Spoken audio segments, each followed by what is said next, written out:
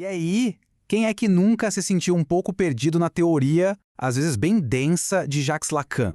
Pois é, se esse é o seu caso, essa análise aqui é pra gente. Hoje a gente vai fazer exatamente isso. Pegar esses conceitos que parecem super complexos e transformar eles em operadores clínicos de verdade, sabe? Em ferramentas que funcionam na prática psicanalítica. Bora colocar a teoria pra trabalhar. E para começar, a gente já vai direto para o coração do pensamento lacaniano com essa frase, que é ao mesmo tempo um enigma e a base de tudo. O inconsciente é o discurso do outro. Soa meio estranho, né? Mas olha, essa é a chave para tudo que a gente vai explorar. O que será que ele quis dizer com isso? Vamos descobrir juntos. Então, o nosso roteiro de hoje é este aqui. Primeiro, a gente vai mergulhar na ideia de que o inconsciente é linguagem. Depois, vamos entender como o sujeito se forma em relação ao outro. Em seguida, veremos como a palavra funciona na transferência, na clínica mesmo. Aí a gente vai explorar o que está além da palavra, o tal do gozo. E para fechar, vamos definir qual é o lugar e o saber do psicanalista nisso tudo. Vamos lá, nosso primeiro ponto.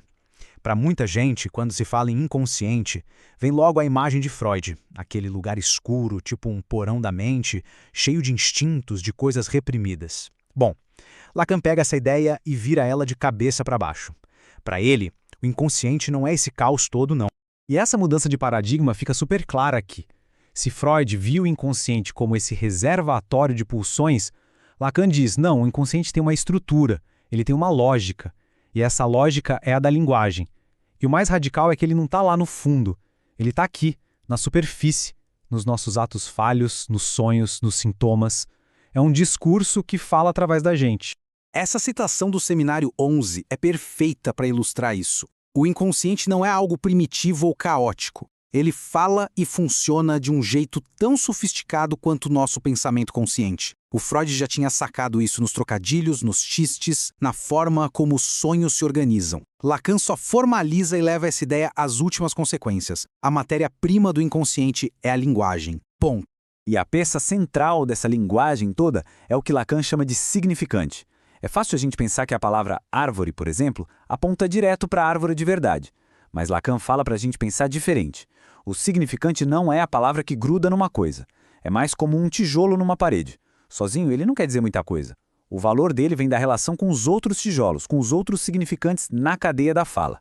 É nesse jogo que o sujeito é representado. Ok, então se o nosso inconsciente é feito de linguagem e essa linguagem vem de fora da gente, surge uma pergunta crucial. O que isso significa para a nossa identidade? Quer dizer, quem sou eu nesse sistema todo?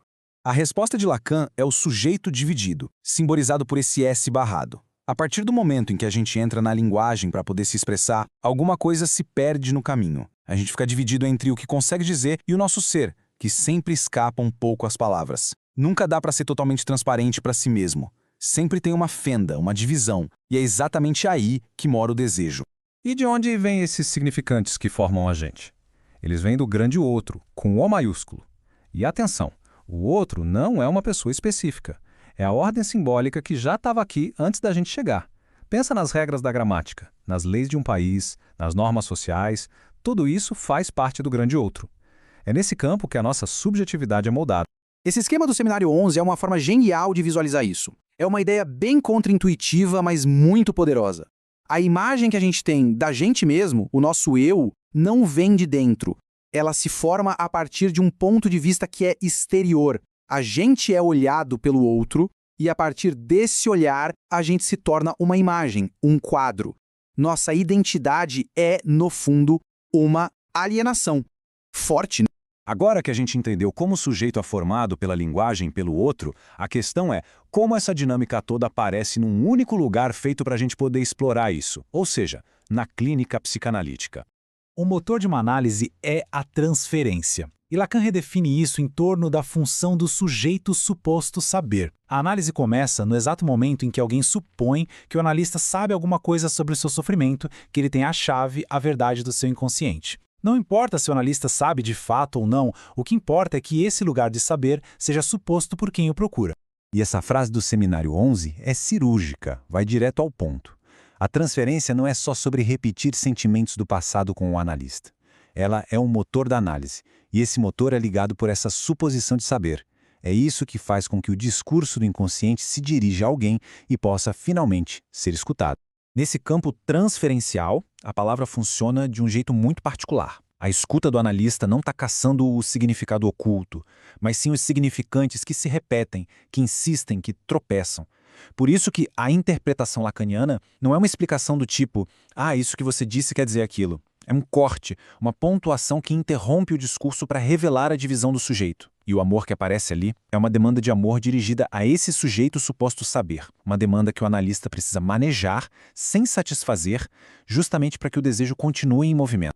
Mas essa rede de significantes, a linguagem, tem seus limites. Nem tudo pode ser dito, nem tudo pode ser simbolizado. Existe algo na experiência humana que resiste, que escapa à palavra.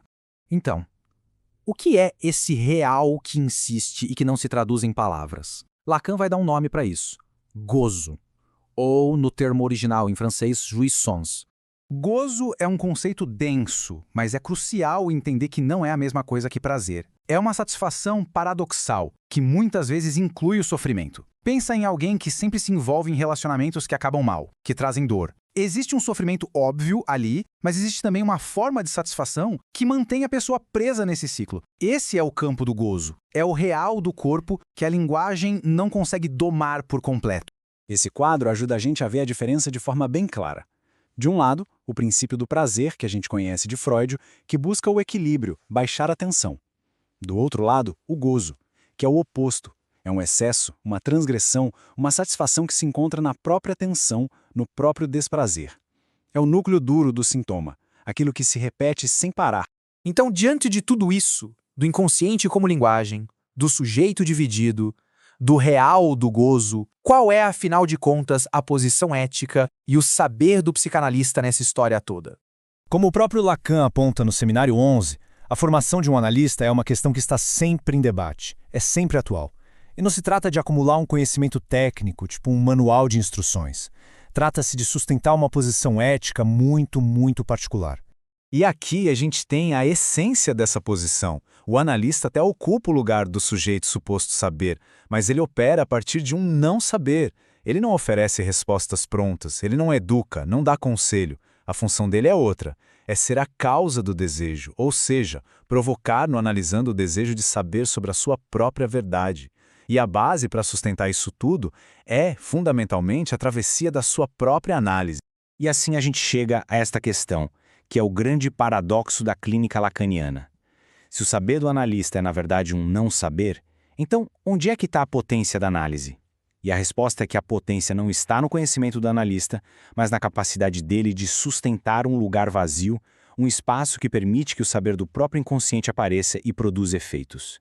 A potência está na estrutura, não na pessoa.